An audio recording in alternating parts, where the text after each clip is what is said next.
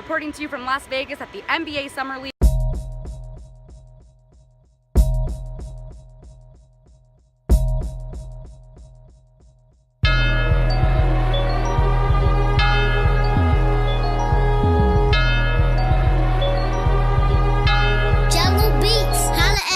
Pretty decent.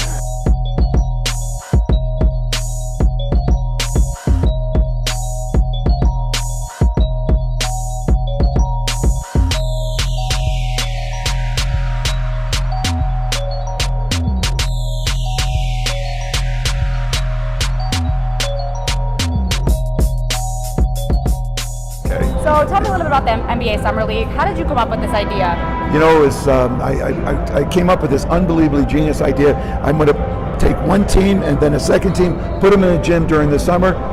Genius, I tell you, genius. Yeah. No, it was a place where there were a lot of players. A lot of the summer leagues had already fragmented and it was not long enough and people were complaining.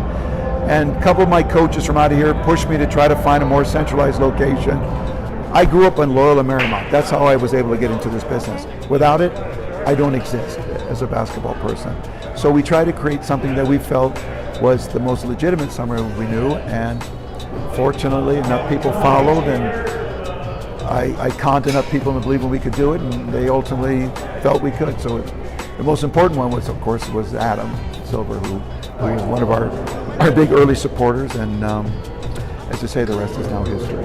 How successful has this been over the past couple of years for you? You know, everybody has their own determination of what is valuable to them, what they're getting. You know, teams certainly want to be able to see their talent up against other very strong or comparable talent, so they have a true calibration of that player's strength or certainly his ability to play in the NBA. A lot of GMs come here because it's a lot easier to do business eyeball to eyeball. It's harder to lie. The other thing is, you know, a lot of times teams want to be able to also understand what's a priority to a player, their nightlife or their game life. The referees also are here trying to better their craft or gain some access to the NBA game.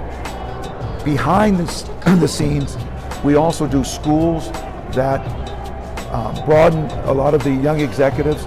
We had a deep dive into the salary cap so guys could understand what this new collective bargaining agreement is going to be about. Larry Kuhn, who's one of the prominent people who outside of the league who understands it probably better than anybody, was a teacher. We also do enrichment programs where you talk about future technologies and how they can improve the game, and more importantly, so people are aware of it so that they can get better performance, not out of their players, but in some cases out of their own management staff. So we're always trying to find different ways to challenge, to push people to get better. Well, I love that. I mean, you've been around the league forever. Talk to me a little bit about how you got here and what is it about basketball that you love so much? Well, I came down Harmon. Oh, you mean? not directions-wise, career-wise. You know, other than I'm just the luckiest guy in the world who's apparently never saw the lottery ticket, but apparently I won it. I just like hanging out, and I like hanging out with basketball people. I like telling stories because I think that's still the best way for people to learn. Anytime you start lecturing people, their eyeballs roll in the back of their head.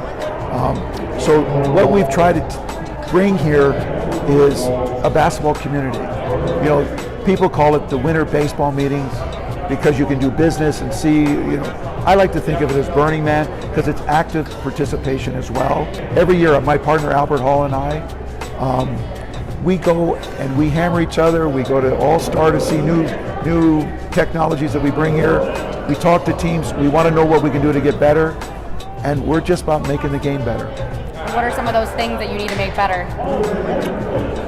Well, I'm waiting for people to tell me afterwards stuff that we can do. Okay. Clearly, after this last game, probably we'll be discussing the refereeing situation a little bit more. Yes. But what we're also carefully listening to is what people feel they want more of in terms of more educational things off court, maybe even sometimes like we do our table tennis event, so it raises social consciousness as much as it gives people a chance to get away from a lot of the basketball so they can just enjoy each other's company and then re-energize them to finish up strong. But a lot of times we keep the secrets to ourselves so we can unfold them here. But one technology we brought in, and we're the only one that has it, It's an interactive 4-panel LED up in the concourse, and it gives the history of our summer league. So it shows the kids that this just doesn't happen. It's built on layers. You can literally go to the players, pull up Dwight Howard, and it will show 2004, our very first year. And on that team, it'll show Juwan Howard, who's now coaching here for Miami, Yeah. Steve Blake, who may be retiring, Jameer Nelson, who's still playing.